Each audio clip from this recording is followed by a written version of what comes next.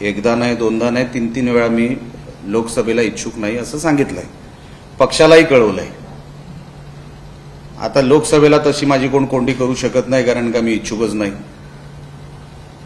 आता कुडाळ मालवण विधानसभेचा जो तुम्ही विषय बोललात, तो कोणतरी किरकोळ माणूस आहे. आता उबाटा गटातून शिंदे सेनेत आलाय, शिवसेनेत आलाय. कोणतरी काहीतरी बोलतो. कोण आहे तो? काय त्याचं काय संबंध? ना पक्षाशी संबंध. अच्छा, हे जे कोण ठरवणार ना, हे पक्षश्रेष्ठी ठरवणार, ना मी ठरवणार, ना इतर कोण ठरवणार. अच्छा, माझ्या मागच्या काही महिन्याच्या किंवा जेव्हापासून फडणवीस शिंदे साहेबांचं सरकार आलं, आमचं अतिशय चांगलं समन्वय आहे. सगळ्या नेत्यांची आहे, पदाधिकाऱ्यांची आहे, कार्यकर्त्यांची आहे.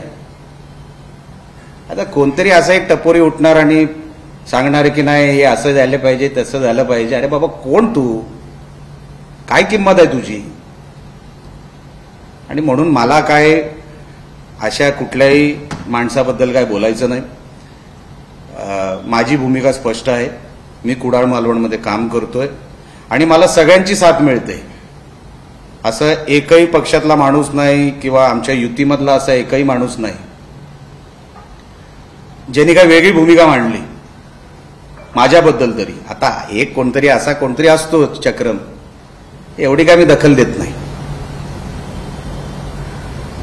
सर, राम मंदिरच्या मुद्द्यावर आता उद्धव ठाकरे थेट मोदींवर आणि भाजपवर टीका करू लागले. तुम्ही त्यांच्या टीकेकडे आता कसं बघता, कसं होतं? मी त्यांच्याकडे बघतच नाही. त्यांच्याकडे बघण्यासारखं काय आहे?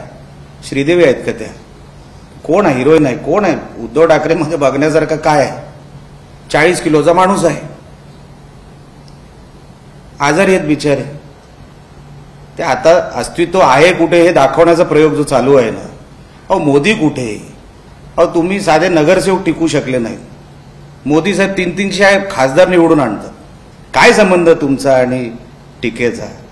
तुम्ही दाखवता म्हणून उद्धव ठाकरे लोक ओळखतात. हो, समाजामध्ये ग्राउंडवर काय काम आहे यांचं? एक समाज उपयोगी कार्यक्रम उद्धव ठाकरेंनी मागच्या 2-3 वर्षात केला, दाखवून द्या मला, किंवा इतिहासामध्ये कधी केलेला दाखवा. अहो, ज्यांची काही समाजामध्ये स्थान नाही, ज्यांच्या ग्रामपंचायती येत नाही, ज्यांचे नगरसेवक येणार नाही, अशा लोकांनी मोदींवर टीका करावी.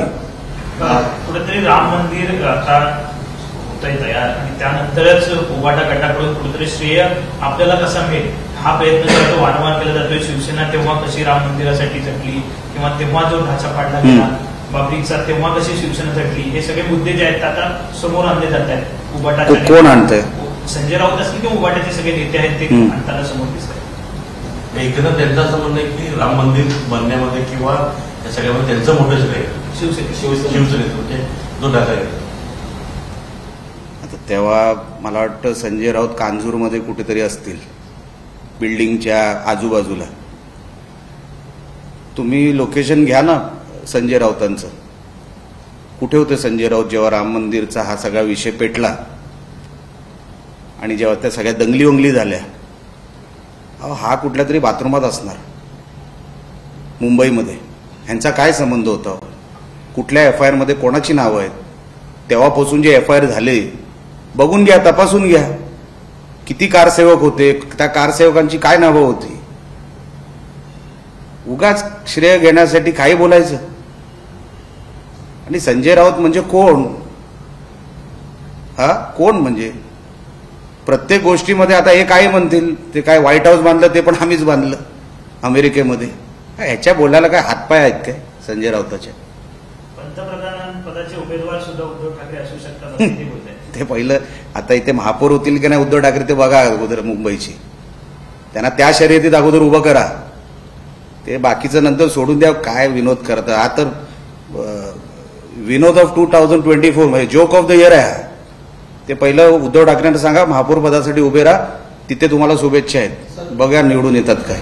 खासदार अमोल कोल्हे यांनी देवेंद्र फडणवीसांवर टीका केलेली आहे. त्यांचं म्हणणं आहे की जपानमध्ये असताना देवेंद्र फडणवीसांनी कांद्याचा दर 2010 रुपये मिळेल अशी घोषणा केली होती. मला एक तरी शेतकरी असं आणून दाखवा की त्याला दर मिळालेला आहे. त्यांचीही टीका मी बघितलेली नाही.